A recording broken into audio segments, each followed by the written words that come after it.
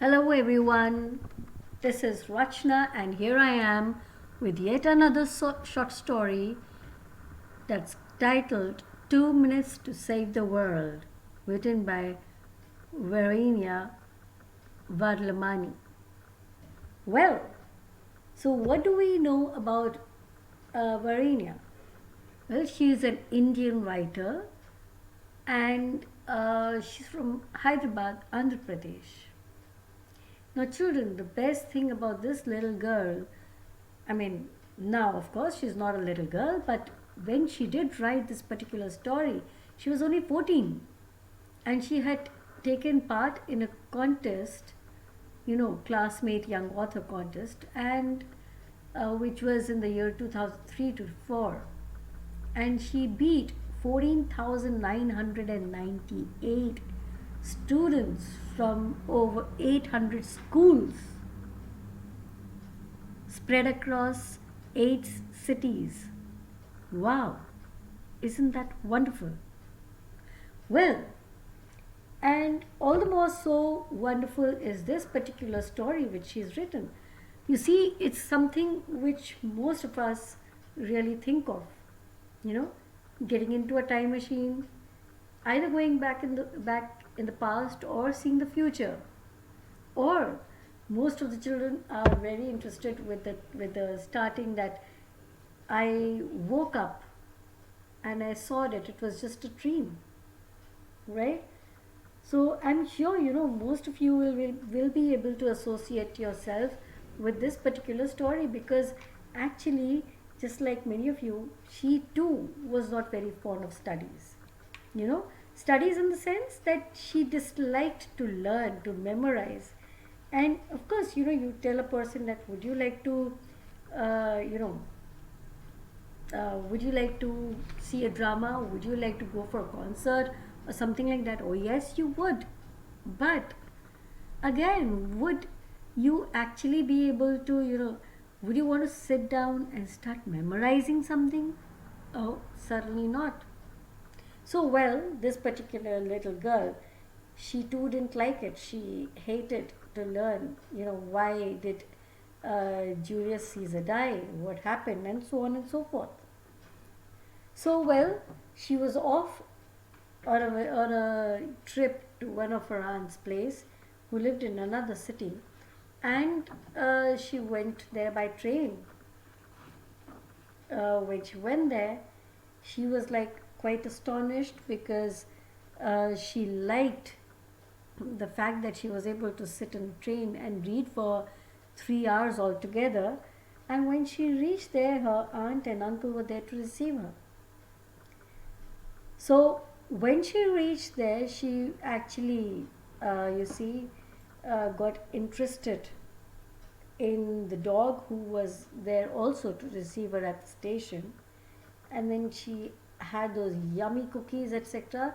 And later, she went up to the attic to where her uncle, who was basically a professor, he was there. And she asked him that what is it that he really is doing. And he told her that this particular thing is basically a time machine that he's built. And this really made her very excited. Later on, she went and spoke to her aunt, who basically by profession was also a teacher of English. And she went to her and started to know about different places. And her aunt told her about Rome. So she got really, really fascinated by this particular, thing about Rome when she was hearing more about Rome. Sorry, not him, but the city. So basically, what happened was that her aunt told her that if you really want to know more about this particular city and this country, why don't you just, uh, go through this Julius Caesar, written by William Shakespeare. Well, she actually, got more interested and to know more and more about Rome. She started reading about Julius Caesar. And when she was going through this entire thing, she just happened to look outside and she stared at the mountains and she felt really uneasy. And she started thinking, what if Julius Caesar didn't die? And what is it that would happen that if he was not assassinated and he still lived on? What would have happened? I'm sure this entire history would have changed. And with these thoughts, she went up to the attic and she looked at the time machine and she went inside. Then she just turned the knob 2000 to 2050 BC. And she felt that really nothing has happened. But then she really, she just saw that actually she had, gone into this time machine and now she was on top of a hilltop. She was sitting on a hilltop.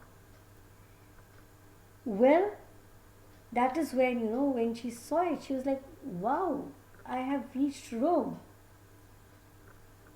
She was actually gaping, and she was so fascinated by the entire look of it, looking at the people down.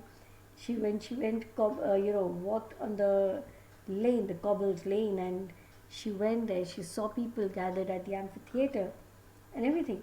And that's when she realized that, like right now, Julius Caesar is actually going to be assassinated. And uh, actually, it was by the way the people were talking and everything. So she realized that now she cannot be, like in this attire because she found that all the people were looking at her. Naturally, people over there in that era were wearing robes, etc. But here, this little girl was wearing faded jeans and a pink top. So naturally, the people would actually be looking at her. So what she really did was she asked a girl to give her a robe, which she did.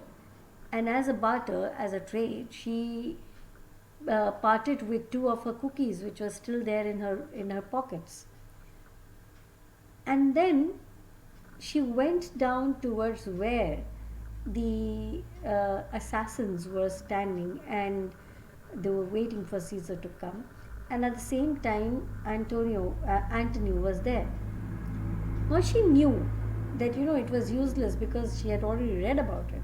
She knew that it was absolutely useless that Brutus, Cassius, and Metellus Kimber, if she tried to talk to them, they would listen to her. So instead, she went to Antony and she tried to tell him that we need to save the day. We need to save Caesar from being assassinated.